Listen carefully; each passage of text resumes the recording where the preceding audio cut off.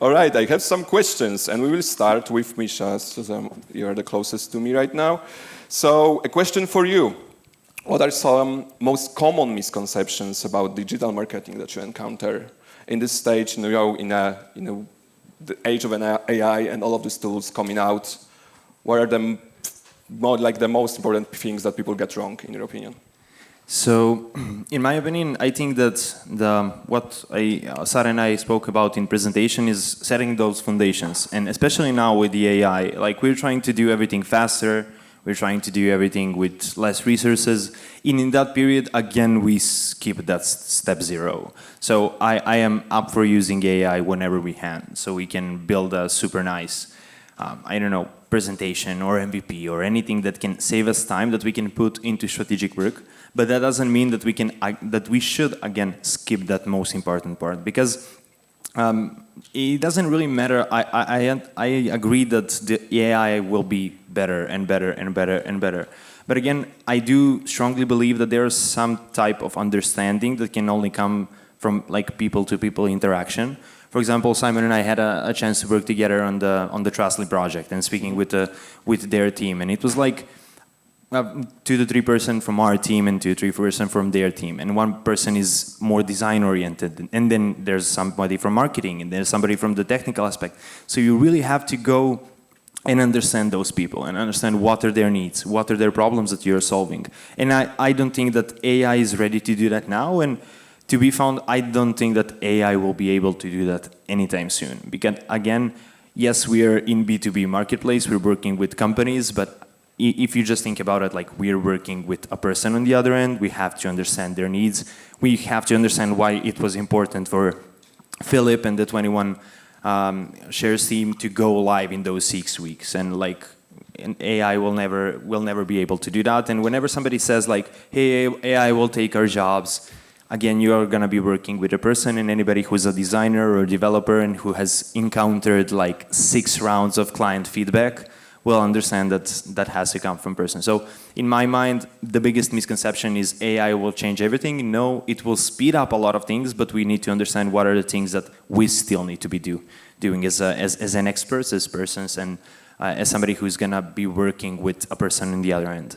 Yeah, that's awesome. I love your take. I'm basically also a big believer of humans in the age of AI, and like a techno-optimist that it will just help us and not replace us. But moving to you, Simon, you spoke about ghosts and like, yeah, exactly, boo. Spooky music playing in the background. Spooky music playing in the background. So like a new kind of entity, new kind of people that go around the websites, don't fill the forms because they are so used to all of these aspects. So do you think marketing is harder now than it was before?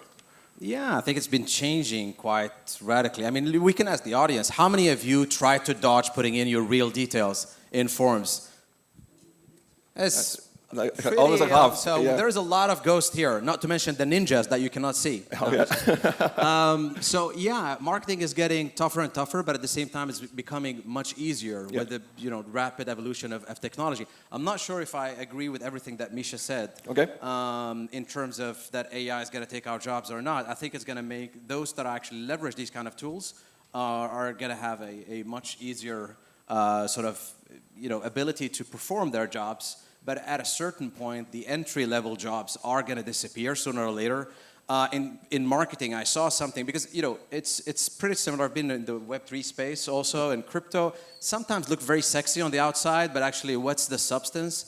So in terms of AI, there's a hype cycle that is going on. I saw something called icon.com, and it's like, okay, AI, it was like an AI-powered CMO. It's like, yeah, whatever. And I sort of signed up and I tried it and I was like, holy shit, okay, so that's 3 people's job that is disappearing. The designer, the copywriter, everything. You A/B test, the ads. Yep. And this is just the first thing.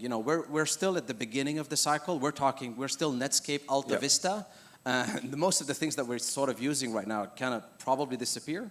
But you really got to embrace those things. Don't see them as a risk, but sort of implement them in your daily job. But that was a very long answer to a very simple question. Go ahead. But that was a good answer. So, like, going deeper onto that, so how would you future-proof, like, yourself? Like, what would be your advice to someone, like, doing digital stuff in the web, and how should they utilize the tools to not get overwhelmed by them, but actually, get faster at what they do? I think just try to be curious. That would be my advice, because there is so many things. The presentation that I made that you saw, that was done through GenSpark. That's one of the agentic AIs. There's Manus. There's lots of those things. So just remain curious. You will not afford, not financially, not time-wise, to go in and know everything. I follow some YouTubers as an example to see what is really happening out there. But try to find those things that actually can make what you're working on simpler, easier. And marketing is going a little bit back to the basics. We've sort of over-analyzed and measured everything, and now we're at the age where everyone is sort of withdrawing themselves, and we saw a lot of ghosts here that want to be recognized, myself included. So go back to the basics. What are we solving? What are we here for? Why do we have this landing page?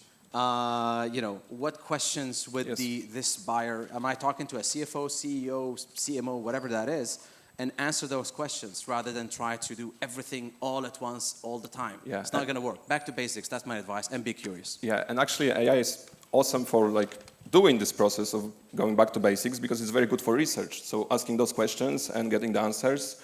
So what's your take on that, Miša? Yeah, I just wanted to add, this goes perfectly hand in hand with what we spoke with the presentation, and that's exactly what Simon mentioned now. Why I said, yes, we are talking about websites now. It's a Webflow and Websites conference, but it goes for each marketing initiative. So no matter if you're trying to communicate with your ICPs or your audience through a website, through a sales deck, through a paid social media campaign, and think about that, you and your brand is always evolving. Like Flow Ninja has been in the market for 5 years, and we are now again trying to reimagine ourselves and think, hey, we are not the same company, not 5 years ago, a year ago, and trying to understand, hey, we need to do the internal discovery. We have that on our calendars. We just have been putting it away a bit more in the past couple of months.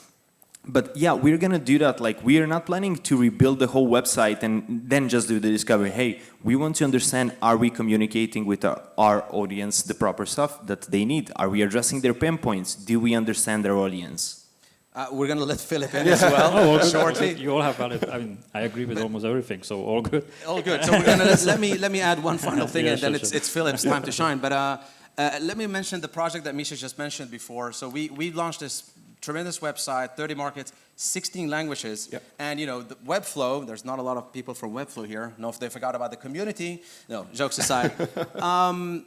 They were like, oh, don't worry, this is an enterprise, you have the localization. But actually, we really couldn't add that context to the translations. So, very late in the project, we're almost ready to go live, and you're translating, you look at the translations like, this is not working. You start using third-party vendors, not good quality.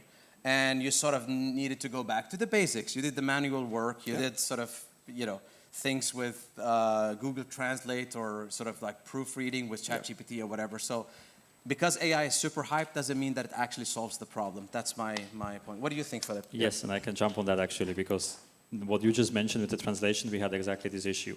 For us, financial product, again, a lot of regulators, SEC, we cannot just give it to ChatGPT and be like, hey, okay, go on, right? And then there's some mistake, and they will be like, okay, take all your ETFs from the exchanges, and that results in millions loss, right? So this is a super valid point, right? You will still have legal people, right? Okay, it's going to speed their process up a little bit, which is completely fine, right? It's the same with these 10x engineers that you hear everywhere, right? Completely fine, but there's still going to be a lot of manual process needed, because AI is just not going to be able to do it in such a precision as it's needed for some industries as ours, for example. Yeah, but how do you see the role of personalization? This is a big thing. Webflow also does it with Optimize, and especially when targeting the audiences who are resistant to traditional tracking methods, like utilizing AI, actually putting a different website, a different hero section for a different person. How do you see the role of AI in here? Where do we end up? Not sure if I'm the expert to answer this, because, for example, in our case, we do just local personalization, right? So languages, but in terms of personas, we are strictly regulated. So there's just stuff that we can show to institutional or individuals. They have to also select when entering the website. So in our case, there's not much AI involvement, but just in terms of like if someone runs a B2C company or so, yeah, I see a lot of potential there, right? That AI can basically help with really figuring out who the person actually is that is on the website by just having the history. I mean, I think American Express or someone just launched it. No, Visa just launched a new program where they have basically the entire buyer history, right? And whenever you go, basically they can execute the buying for yourself, for you, so you don't even have to think about it anymore. It is scary, yes.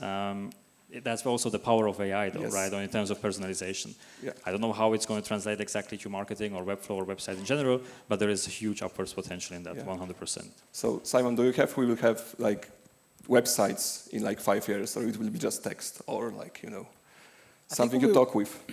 We will see. I think, you know, we're still at the beginning, so I think we're figuring this out. Much of the stats that I showed are from research that just came out, and so it needs still lots of validation. But there is lots of, you know, what's interesting about this, you know, Gen Zs and millennials, we're so illoyal, so we just jump on the bandwagon of something new that comes up, and we completely change our behavior. And for companies, especially enterprise companies, you know, you've built these complex funnels and you have marketing teams and whatever. You cannot shift your entire strategy. But if you don't, at least experiment and be curious. You're going to have your Nokia moment. Maybe a lot of young people here. So Nokia was the largest mobile. No, okay. And Nokia lost not because they sort of did the wrong decisions. They just did nothing. So that's basically where you just try to adapt. You're not going to do everything. Not everything's going to be perfect, but just be curious. Try to test, experiment a little bit, and we will see where we'll end up. So you have to start now to prepare for 100%. For the future. Yeah. What's your take, Miša? I would just add on that I agree 100%, and just be aware of the FOMO moment. I think that's one of the biggest loopholes today, because again, there's a lot of things that are available to us now, especially from the marketing perspective. But as Simon mentioned, like, you cannot switch your whole strategy, and I'll just add on top of that, you cannot do it all.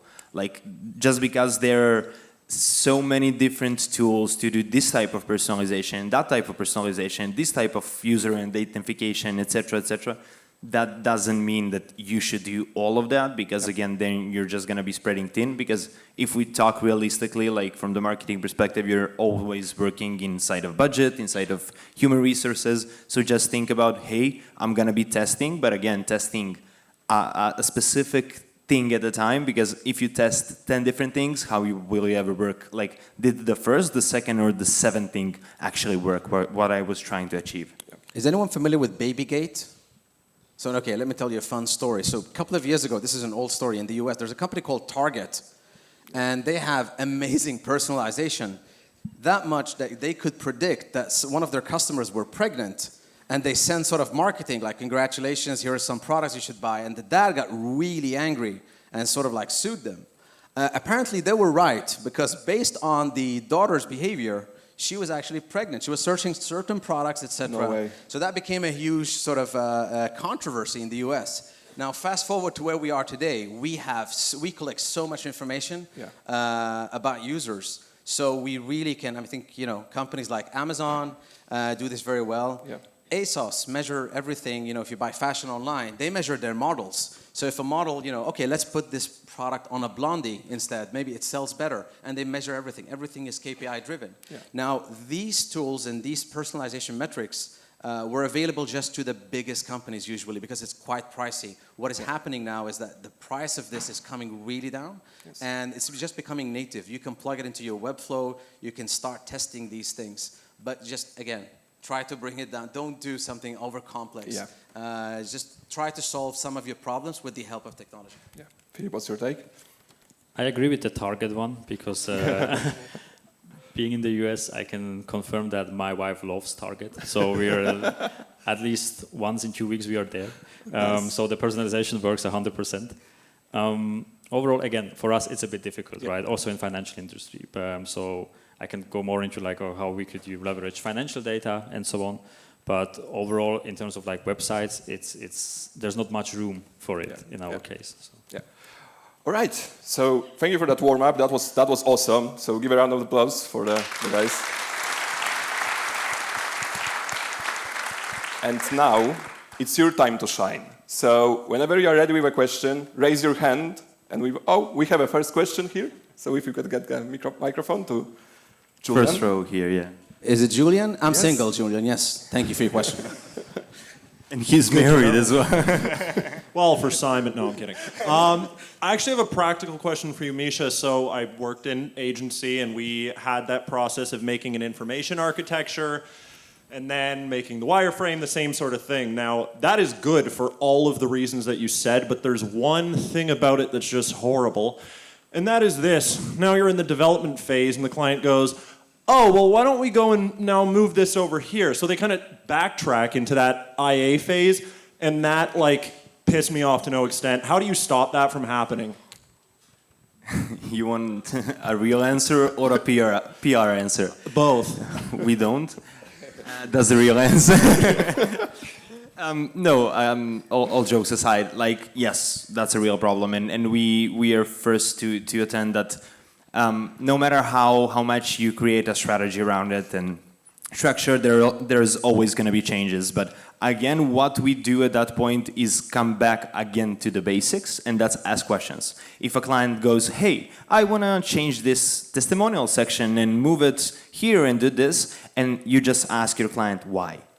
Why are we trying to achieve this? Is there actual reason, like we forgot to put, for example, a photo, or you want to add link that is gonna take user to LinkedIn to have a stronger social proof? That's okay. Yeah, sure, we'll do that because there's actionable data and that's actionable like reason behind it.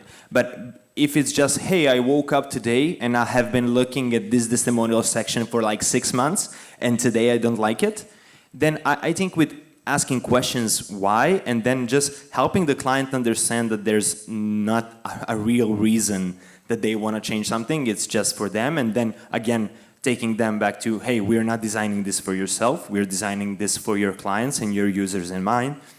That works for us. I'm gonna say like 70% of the time, and then 30% you're just like, yeah, I'll move the picture to the left and text to the right, and it's gonna be pretty much the same. But again, yes, asking questions, and this is a proactive state. It's not just we ask questions in the first part of discovery and then it's done. No, we ask questions whenever we are challenged in a way with that type of proposal and just see, hey, there's a logic why we'll do this, or we just challenge clients. I think challenging clients when you work in a service business is one of the strongest tools you can have. Just ask them, why do we want to do this? What are we going to achieve? Why it's going to be better? And usually they're just going to say, yeah, no reason. So I think that pretty much sums up. The realistic answer is sometimes you have to give in, but you should learn how to like push back. And that initial research and foundation is something that helps you have an upper hand, have that credibility and have that client trust that you're doing the best thing for themselves. Like, whenever I talk with clients, because I'm included in those discovery sessions, I always say, like, I'm not doing this for myself, I'm doing this for you to achieve the best possible result. So there's not a reason for me to say no, if I just don't think that that's gonna work and that's not gonna perform the best possible way. So better communication. Yeah. Thank you very much. Back to the basics, as Simon said. Yes. That's why it's called Simon Says. Simon says, yeah.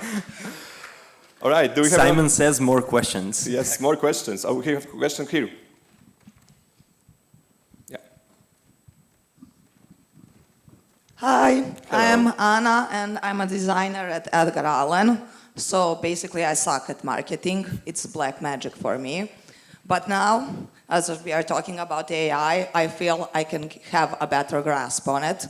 So I want to steal from you. Give me your best tool now, AI tool that you use in marketing, or your favorite prompt that could help me market my business better. It's changing on a daily basis for me. The current one. The current is using ChatGPT to create an ultimate prompt that is then used in GenSpark. That's the combo this week. That's the flavor of drink. Do you use any AI, Filip? Yeah. I mean, we use a lot of AI just in terms of the research phase, which goes back to the UX discovery. Also, to your questions, right? We do the same. We have like discoveries, and stakeholders come and say like, "Oh, I want this, this, this." I ditch it all off the table if there was no previous research done. Research can be also just ChatGPT, right? But do at least something or user interviews. And as long as that's not the case, fuck off, literally. As terrible as it sounds, but like we're not going to implement something that you just think is good or something like that, right? Yeah. Yeah, sorry, did I interrupt No, you? and just in terms of AI, I mean, for us, it's mostly ChatGPT, and it's actually amazing. I don't know if you know the ChatGPT feature, deep research. Yeah. Yes. Use it on an almost daily basis. Like if you really want to do a competitive analysis or something like that, and you don't want to sign up for 30 platforms, give it them. Combine it also with the agent that ChatGPT has, which can go in them himself and basically click through the website himself, so you don't have to do it. That's also a ChatGPT feature. Nice. And that, in comparison, is super powerful because, first of all, you get a broad overview over the industry, plus the agent is actually signed up for you, testing the flow. So just to give you an example, we have a new product and we did some research around it, what the competition is doing. And before, my designers would have needed to sign up for 5, 10, 20 platforms, right? And especially in crypto, they would need to deposit money, withdraw it, to see how it works. The agent, more or less, together with ChatGPT, did everything for them. So it took 1 day instead of like 2 weeks. So that's super powerful. Yeah, and I have to say this conference is not sponsored by ChatGPT, but I'm gonna say ChatGPT as well, just because I think I like the second part of the question, that's the prompt. Because the tools, yes, we have most of them, but again, prompts are the things that are gonna make it work. And my favorite prompt is just read through this document, collect data, and do nothing. Because I think that we think so much of the AI, just like I'm gonna input one sentence and he's gonna solve all of my problems. So I like to do, the first thing is like, give him enough context, give him enough documents, give him enough, like large enough knowledge base, and I just type do nothing, because if you don't type that, he's gonna do like whole breakdown of the document and emojis and breaks it and everything else. So I just put like 10 documents, I'm like, first read through this, don't do nothing, and then I start with like prompt that's like A4 paper long that actually explains the context behind the prompt. Yeah, I think remember that generative AI is the first technology that we have that actually teaches you how to use it. So what I usually do, I don't even type, I just sit and record, and I just blah, blah, blah, blah, this is what's in my head, structure it, now create an ultimate prompt. And then you can go with that prompt to deep research, to search the web, or somewhere else. Or if you want to sort of see what people are talking about online, X, Grok, for example. So this is an amazing, so you don't have to, it can teaches you how to create an ultimate prompt.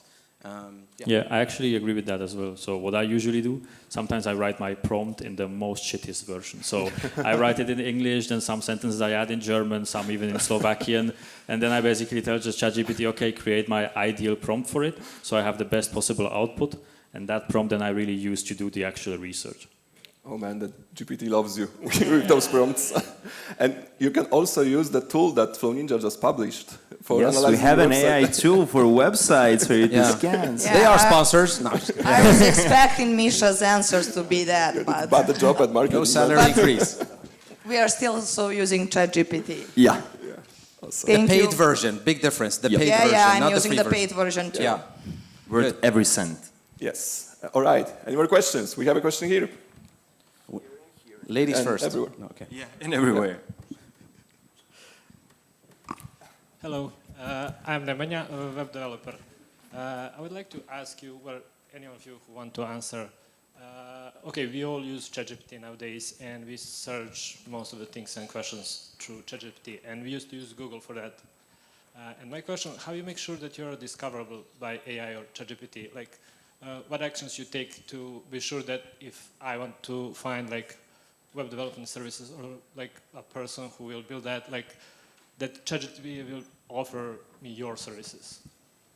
Thank you. Can I kick this off? I have a really good story with FlowNinja. And again, the name of this panel is going to be going back to basics, because that's the answer. Because, for example, at one point, like when generative AI launched, especially with the Google and everything else, we were just doing really strong SEO. Like, we were not doing anything specific for the AI. And then we started testing how we rank, and we ranked like in 5 different tools. In the 4 we ranked as a first option when you type down, hey, I'm looking for a web development company. FlowNinja was the first choice. And we were like, damn, like what did we do to cause all of this?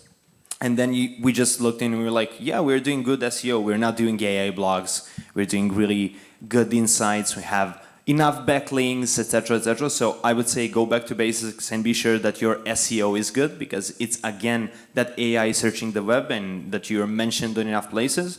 And a tip on my side, there is a tool that I discovered a couple of weeks back. It is a bit on the pricier side, and it's called Profound, and it does all the it's crazy good. Like it can give you which prompt is showcasing you how and which prompt is not, and which website is AI using to source information, so you can know that.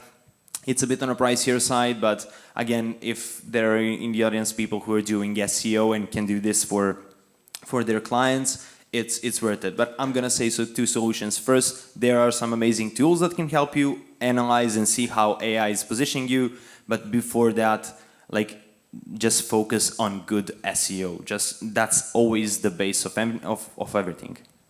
Thank you. I would like to add one thing. Don't use AI texts, because it's quite allergic to its own bullshit. So if you use a lot of AI-generated content, it can recognize the patterns, and that will punish you from being detected or being seen as an authority. Otherwise, it's back to the basics. Thank you. All right, let's get someone from this side, because we are very... Yeah. There's a lady in the back. Yeah, that's going to be the next question. Hello everyone, hope you're all doing amazing. I would like to ask, for example, if a freelancer wanted to transition to building their own agency, what do you think are the best marketing channels for that agency to grow? Do you think we should focus more on the brand, or maybe paid ads, mail marketing, etc.? That's about it. I would say it depends. If you are sort of industry agnostic, there's lots of competition. But if you want to grow within one segment, that might be easier, because then you can niche yourself into that specific segment. For example, you're targeting companies within a certain vertical, fintech, Web3, etc. That's going to make it a bit easier for you to be found and be more specialized. That could be sort of a Trojan horse for you to get the first sort of big cases and then grow and become a little bit more agnostic. But trying to compete with a bigger agency is a bit more challenging. To answer then the part of your question with which channels, it's, CPC or click-based channels are quite pricey. LinkedIn is very pricey as well. So I would think word of mouth, especially as a freelancer or a small agency, and reputation is great. Try to find those customers that are sort of that can work as a use case for you, and grow together with them and leverage them, and again be a little bit more niched, because the CAC, the customer acquisition cost in this space, is quite high because of the high competition. So we can elaborate on it a little bit later if you want, with more hands-on details. Yeah, one example I can give just from a friend that I have. He's a Webflow developer, and he only develops websites for soccer or football clubs, right? So, which is a very niche thing in the end, but they all need a website, even if it's the smallest club out there. And he just somehow focuses on that because he was playing football for years, and he uses mainly Instagram, not even on LinkedIn and TikTok, right? Because that's where they are. He then markets it nicely with some Cristiano Ronaldo videos or whatever, but it works, and he's actually doing pretty well of just doing football websites, yeah. And just to add on that, I think for the beginnings, referrals, just adding on what Simon said, there's an amazing book that I just read a couple of weeks back. It's called The Referral Code, and I would advise you to read it. Amazing book. It's so interesting to read, and I think that we underestimate the power of referrals, because as the book states, we all like referrals, but we never ask for them. And especially in a point where you're at your beginnings and you do not have resources and manpower, I would say start with that and just look at your client base. Who are the best clients you work with, and just go out to them and say, hey, who do you know who can benefit from this type of thing that we did together? So yeah, I would say start there. And also there's going to be the last panel is going to be combined of all agency owners, so they can elaborate on this even better than us. Thank you. Whoa. That was my phone. All good. Can we give a microphone to the lady there? She's been eager to ask her question. Yes. Thank you, Simon. Raise your hand. We're coming to you. This is the just don't throw it at her. She doesn't have an insurance. Please be careful. We got it. Okay. I hope it's a good question. You've been waiting now. Let's go. No pressure. Hi, my name is Marina. Okay, question mostly for Miša, but of course Simon and Filip can join if they want. So, how do you optimize research phase and user testing phase when you have tight deadline and tight budget? Why are all the hardest questions coming to me? Again, we usually optimize that by seeing how can we change the scope because of the tight deadline. Because of course clients are always gonna ask for the most amount of pages or features that they can get, but sometimes that's just not realistic. So if you ask your client, okay, we have to go live August 1st, why? And then you understand that that's the important date they have to go live then. Okay, then you just go back into the drawing board.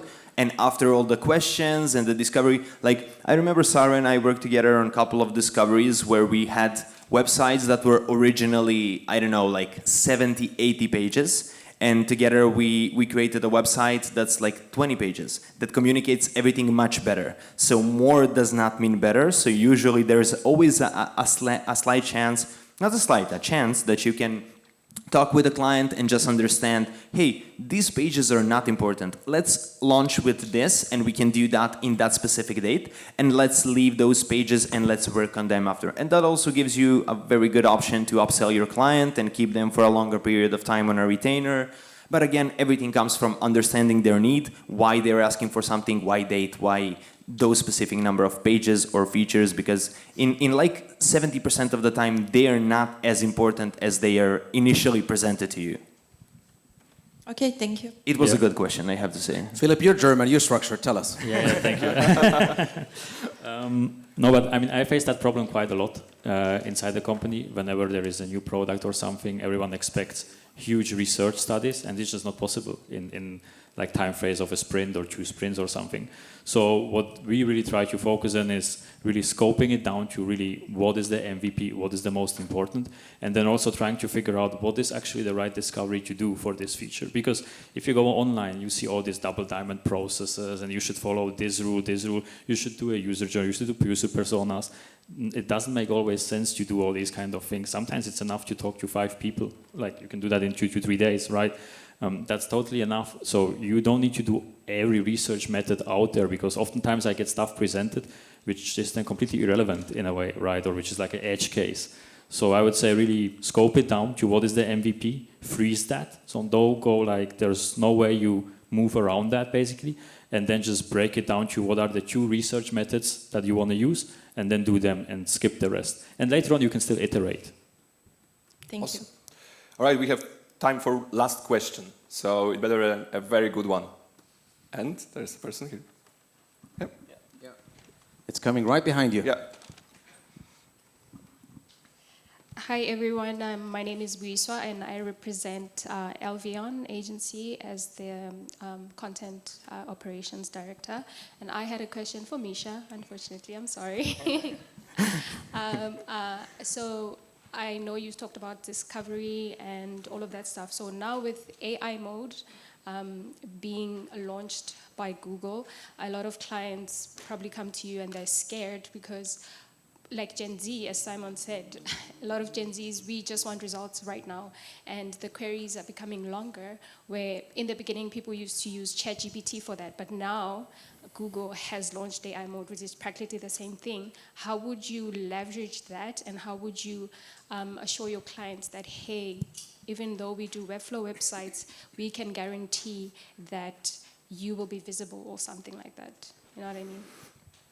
Yeah, that is a good question. We're actually, like, I started working with Mihailo that I mentioned before in presentation, our SEO expert, and we like created a guide that we are trying to implement with like every new project, like all the best practices of the website being like schemas and adding summaries in the blog so the AI can have like the easiest possible way of recognizing content. So I would say it's a combination of 3 different things. First thing is, from the technical standpoint, all you developers out there, I think you have a very good developers and designers and agencies, a very good opportunity to just talk to your clients and to see if you can optimize from technical standpoint their website for the AI. So again, thinking about technical SEO, thinking about adding things like summaries, thinking about implementing all the right schemas, etc., etc., etc.